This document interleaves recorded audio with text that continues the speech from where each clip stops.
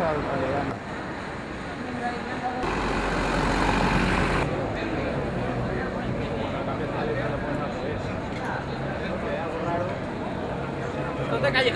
la cara, tápate la cara. Ja vos dic que Xavi Castillo sí que està amb nosaltres, ja ho veureu. I després hem convidat, i és el nostre president d'honor, el molt honorable, sí que crec que podem utilitzar aquestes paraules, Romà de la Calle.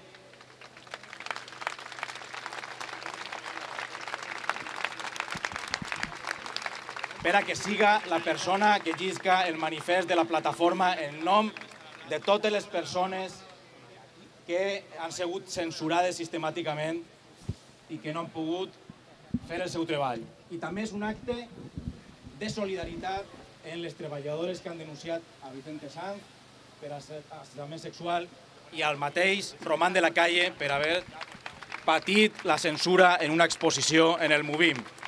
Jo, per tant, no allargue més la meva intervenció i done la paraula al representant de Salvem el Cabanyal. Tiene que ir dirigido hacia la boca.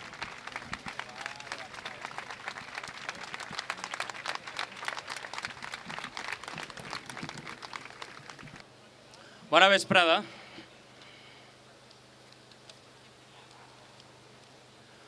Una dona de Simà de la Valldigna, en tornar a migdia de Benifairó, de la Valldigna, on hi havia anat a veure la família, li comentà a la veïna que cosia al portal: «Xica, saps que s'ha cremat el forn de Benifairó i a la fornera se l'han hagut d'endur a l'hospital?»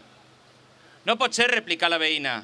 «Porte tot el matí sentint la ràdio i no han dit res d'això». «Però, xica, si ho he vist jo», s'encabotà la primera. «Que no pot ser, que l'hauria sentit. A veure si en el diari de les dos en diuen algo».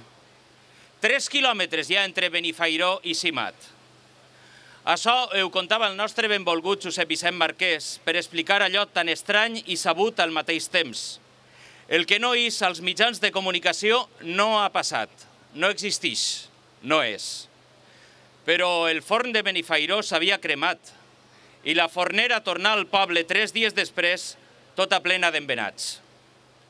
Els polítics responsables dels mitjans de comunicació públics valencians i els que han posat a dirigir-los imaginen una societat de dones assentades al carrer i homes al bar, empassant-se sense més ni més allò que els hi arriba pels ulls o les oïdes, i dissenyen el menú a mida dels interessos del poder, del seu poder.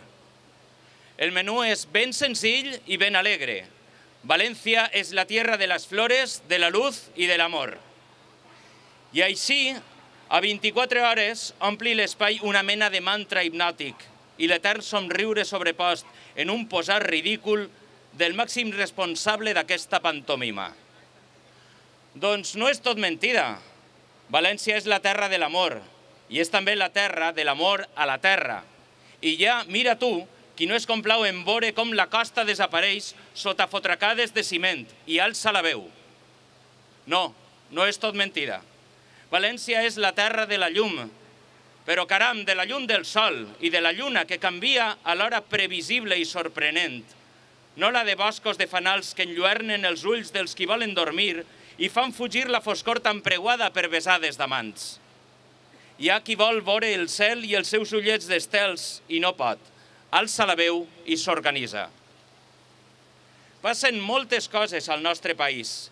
Hi ha rius que fan pudor, centrals elèctriques al mig d'un barri obrer, escoles que no hi són, podem seguir, barris amenaçats de destrucció a caprici de vàndals ignorants, projecció permanent de la pel·lícula La increïble horta minvant, crematoris molestos, coses sense importància, pais que s'engolixen masies centenàries, milers de dependents sense una sola ajuda, mirant la llei escrita on consten els seus drets, al mig d'una saleta de la casa modesta on van morint en cua.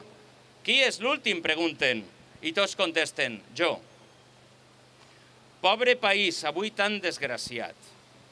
Però no és tot mentida, no. València és també la terra de les flors. Flor de la tarongina de tot l'any, del sesamí, d'absenta. I les flors que duem els dies 3, als morts a l'accident del metro, que maleïts siguen, no hauria d'haver passat mai, d'aquell 3 de juliol, ara farà 4 anys.